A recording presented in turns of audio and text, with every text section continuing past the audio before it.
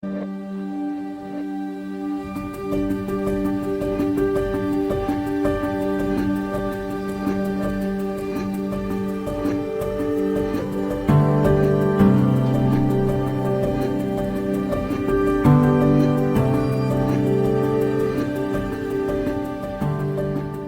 queridos amigos, una vez más continuamos con nuestro siguiente tema. En nuestro estudio anterior veíamos cuál era nuestro terrible problema. Sin embargo, nos preguntamos, ¿hay esperanza? ¿Habrá un camino? ¿Qué es lo que hace Dios para ayudarnos en esta condición y cómo es que Él nos salvará? Acompáñanos en nuestro estudio de hoy, el plan de salvación.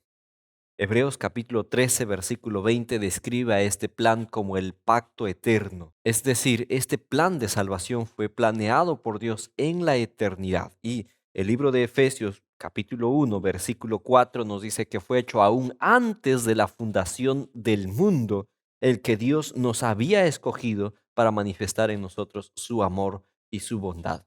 Un hecho importante en las Escrituras es que a Dios nada le toma por sorpresa y que la caída de Adán y Eva, que la entrada del pecado en el mundo, a Dios no fue sorpresa, Él ya tenía un plan de contingencia. Ese plan, según el Evangelio de Juan, el capítulo 3 y el versículo 16, ya que este es el centro de las Escrituras, nos dice lo siguiente. Porque de tal manera amó Dios al mundo que ha dado a su Hijo unigénito, para que todo aquel que en Él cree no se pierda, sino que tenga vida eterna. Este plan consistía en la entrega del Hijo de Dios, es decir, el hombre caía en pecado y Cristo tomaba su lugar. Y la paga del pecado es la muerte. Cristo pagaría esa deuda nuestra. En ese sentido, Cristo se entregó por nosotros y el Padre también le entregó porque de tal manera nos ama. Ese amor incomparable, inconmensurable que describen las Escrituras nos describe también la naturaleza de este plan, de modo que podemos decir que el plan de salvación es también un plan de amor.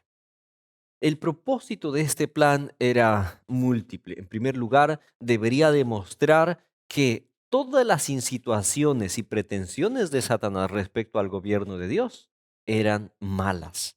Debería además demostrar la perpetuidad de la ley de Dios y por último alcanzar al hombre pecador en su condición y rescatarlo, restaurarlo a su condición y posición original. ¿Cómo se ejecutaría este plan? Las Escrituras nos describe que Cristo en primer lugar debería hacerse hombre. El libro de Hebreos capítulo 2 versículo 14 dice, así como los hombres participaron de carne y sangre, Él también debería participar de lo mismo para vencer a aquel que tenía el imperio de la muerte, esto es, al diablo. Entonces, Cristo debería tomar el lugar del ser humano y hacerse hombre. Y las escrituras pues nos relatan cómo Cristo vino a tomar nuestra humanidad y nace como un pequeño niño en Belén y aún más su condición en la mayor pobreza, de modo que él había cambiado su trono en el cielo por un cajón para dar pasto a los animales. Cristo debería en el resto de su vida prestar una obediencia perfecta a la ley de Dios y él dio testimonio de sí mismo que no había venido para abrogar la ley, sino para cumplirlo. Mateo capítulo 5, versículo 17. Primera de Pedro capítulo 2, versículo 22 nos dice que Cristo desarrolló una vida santa, una vida de obediencia perfecta, desarrolló una justicia perfecta, de modo que no existe en él mancha de pecado ni se halló engaño en su boca. Y por esta obediencia y por esta perfección él podía alcanzar a todos los seres humanos. Por esa razón, la carta a los Romanos, el capítulo 5 y el versículo 19 dice que así que como por el pecado de un hombre la muerte entró en el mundo y por la muerte todos son constituidos pecadores, también por la obediencia de uno todos llegan a ser constituidos justos. Cristo debería también tomar nuestra culpabilidad sobre sí y pagar nuestra deuda. Primera de Pedro, capítulo 2, versículo 24, dice que por su llaga fuimos nosotros curados. El libro de Isaías 53 también describe en términos tan solemnes lo que Cristo debería hacer. Ciertamente, dice él, tomó nuestras enfermedades, llevó nuestros dolores, por su llaga fuimos nosotros curados, el castigo de nuestra paz fue sobre él. Entonces Cristo pagó ese precio que nosotros debíamos a la justicia a causa del pecado. Y en la cruz todos nuestros pecados, los nuestros y los de todo el mundo, fueron cargados sobre Jesús, y fueron ellos los que le dieron muerte al inocente. El justo estaba pagando por el culpable. Y cuando él, según el Evangelio de Juan, capítulo 19, versículo 30, en la cruz exclamó: consumado es, la salvación que estaba planificada quedó establecida y confirmada para todo ser humano. Se abrió una vía de escape. El hombre tenía una segunda y última oportunidad también. Pero no solamente debería morir, también debería resucitar para nuestra justificación, dice Pablo en su carta a los Romanos, el capítulo 4 y el versículo 25. Y luego tuvo que ascender al cielo y allí continuar una obra de intercesión por nosotros hasta cuando termine el tiempo de gracia y oportunidad que nos da, un tiempo en el que está disponible para los seres humanos la oferta de la salvación. Cristo vino a la tierra para buscar y salvar lo que se había perdido. Él ya completó esa obra y lo hizo sin nuestra participación.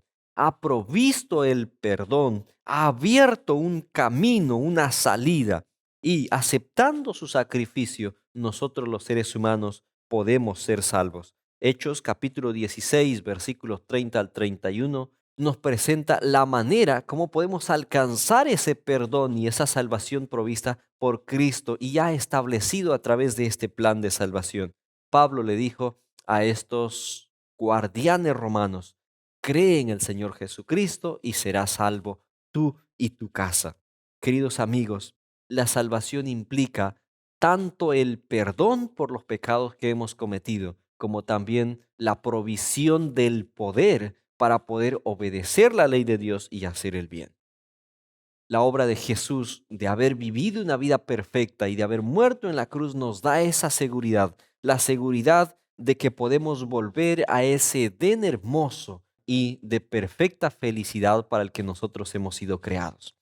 Queridos amigos, sin embargo, quiero decirte que todo lo que Jesús ha hecho no pasa por alto nuestra libre elección. El Señor espera nuestra decisión para que todo lo que ya fue hecho en provisión sea de beneficio para nuestras vidas. ¿Quieres volver a la perfección? ¿Quieres volver a la santidad? ¿Quieres volver a disfrutar de la eternidad y de ese hogar maravilloso que Dios ha creado para ti? Lo que necesitas es aceptar a Cristo como tu Salvador, y no como el Salvador del mundo, sino como tu Salvador personal. Acepta hoy a Cristo, acepta su obra en tu favor, decide abandonar el pecado y prepararte para disfrutar de su amor eternamente. El Señor te bendiga y te esperamos en una siguiente lección.